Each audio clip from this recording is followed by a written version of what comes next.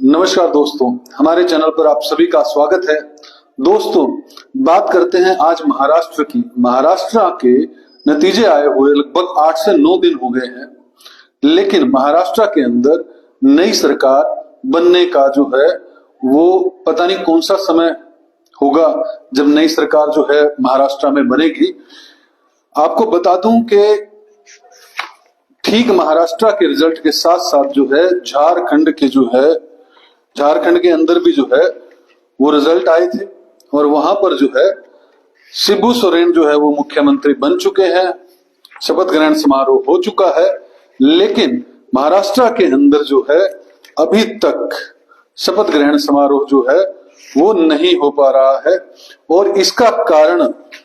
अगर बाहर मीडिया से हम देखते हैं,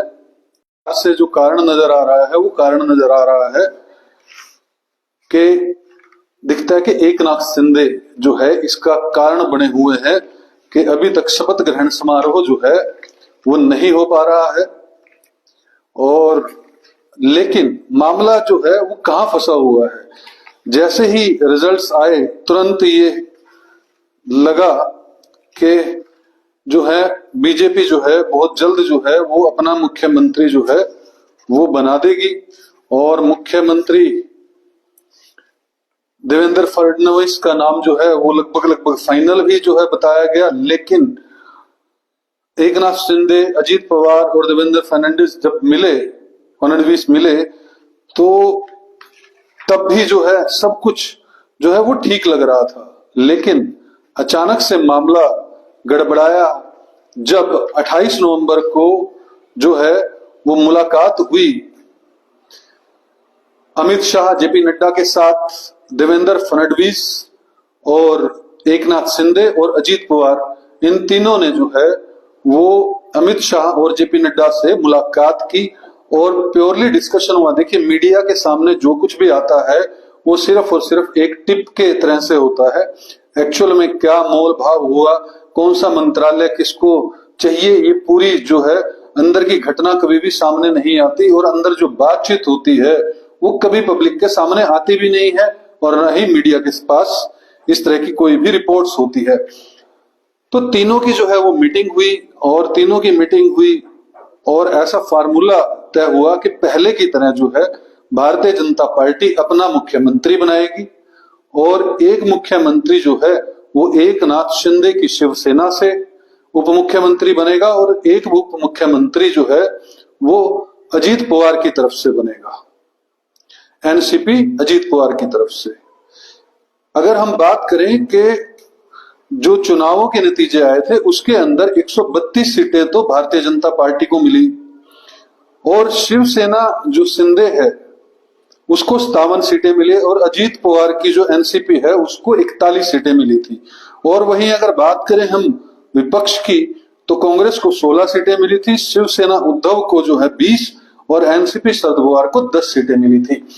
तो मैं बात कर रहा था कि अमित शाह, जेपी नड्डा से मीटिंग हुई, 2.5 घंटे तक मीटिंग चलती है और 2.5 घंटे की मीटिंग के अंदर जो है किसी भी तरह का निर्णय नहीं निकल पाता और शिंदे जो है अमित शाह से आधा घंटा जो है वो अकेले में भी मुलाकात करते हैं और बैठक होती है, लेकिन फाइनली कुछ निर्णय नहीं निकल पाता। और 29 तारीख को तीनों जो दलों की, भारतीय जनता पार्टी, शिवसेना एकनाथ शिंदे और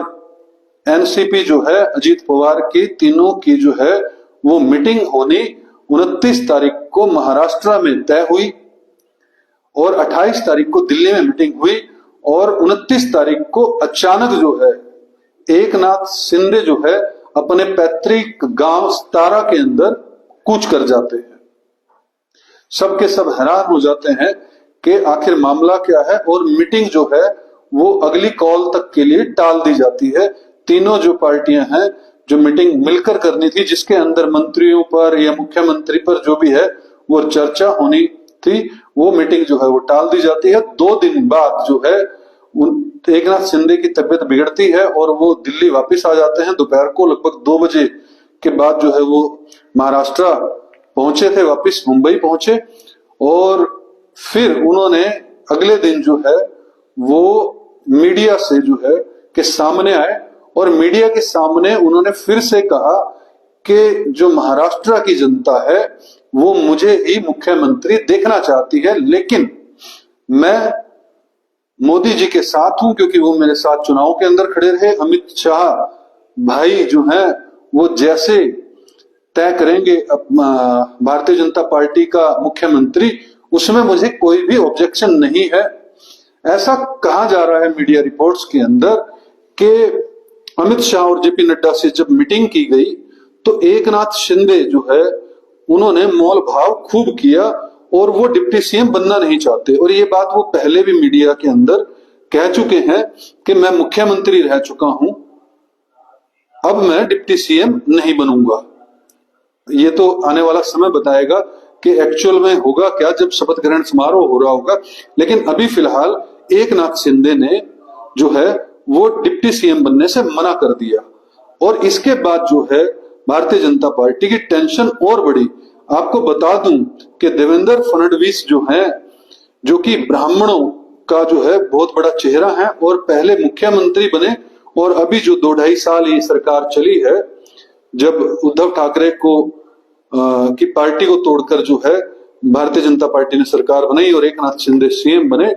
तब जो है देवेंद्र फडणवीस जो है मुख्यमंत्री पहले होते हुए भी डिप्टी सीएम का पद जो है लेने के लिए जो है राजी हो गए। वो पार्टी ने जैसा डिसीजन लिया वैसा वो तैयार हुए और उन्होंने होम मिनिस्ट्री अपने पास रखी। और ऐसा बताया जा रहा है कि असली पेच जो है वो अड़ा हुआ ये इस बात पर है, एकनाथ शिंदे ये कह रहे हैं कि अगर डिप्टी सीएम पहले बनता है लास्ट सरकार में और वो गृह मंत्रालय रखता है, तो ये गृह मंत्रालय अगर अब हम डिप्टी सीएम बनेंगे जो हमारी पार्टी से, तो गृह मंत्रालय भी हमारे पास होना चाहिए। और इस बात को लेकर जो है देवेंद्र फडणवीस बिल्कुल राजी नहीं है, अमित शाह बिल्कुल राजी नहीं है, जेपी नड्डा बिल्कुल राजी नहीं है। गृह मंत्रालय भारतीय जनता पार्टी जो है वो अपने पास रखना चाहती है। और आपको पता है कि जो 288 की ये विधानसभा है महाराष्ट्र की, इसके अंदर कुल 145 जो है वो विधायक चाहिए बहुमत के लिए और भारतीय जनता पार्टी के पास अपने ही 132 विधायक हैं, कुल 13 विधायक चाहिए। लेकिन फिर भी जो है भारतीय जनता पार्टी जो है वो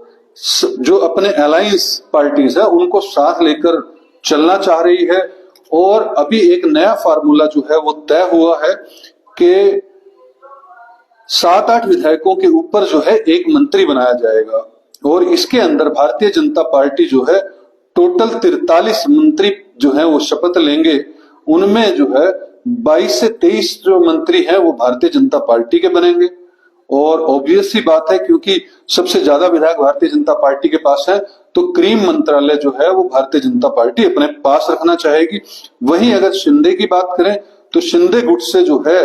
वो 11 मंत्री जो है बनने तय हुए हैं और अजीत पवार गुट से 9 मंत्री बनने तय हुए हैं। और ये सब बातें ठीक है, लेकिन जो है एकनाथ शिंदे कहीं ना कहीं जो है वो बीजेपी की टेंशन बढ़ाकर रख रहे हैं और वो कहते हैं कि गृह मंत्रालय हमें चाहिए। बीजेपी ने जो है डिप्टी सीएम के साथ साथ एक ऑफर ये भी दिया है कि अगर आप चाहें